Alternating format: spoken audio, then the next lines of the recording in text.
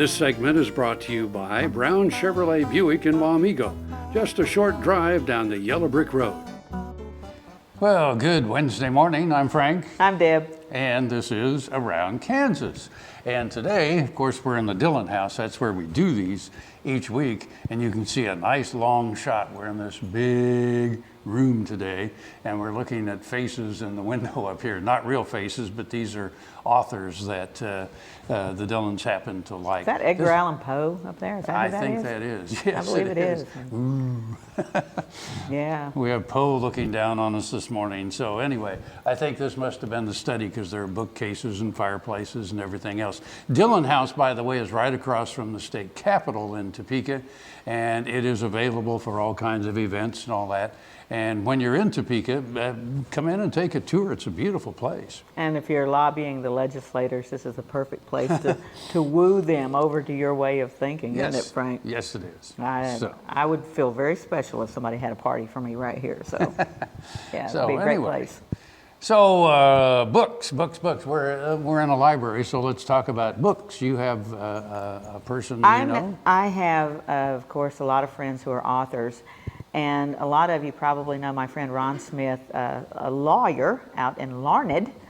So he's a Larned lawyer, and maybe a learned lawyer. Oh, okay. So I thought you said logger, and I thought a logger in West. No, okay. No, Go ahead. no loggers out there. Okay. But Ron has written a book. It's a novel of the Civil War called The Wastage, and he actually sent me a review copy before it was published, and he is a wonderful writer, and it's wonderful for me as a historian to see characters you know brought to life, and the conversations, and just to see these people have the breath of life in them, and Ron has done that with this book, and it's available on Amazon and Barnes & Noble online, you know, all those places, so be sure and check that out. And if Ron is speaking in your neck of the woods, maybe we can share that on Facebook or whatever, so you'll be sure to catch him.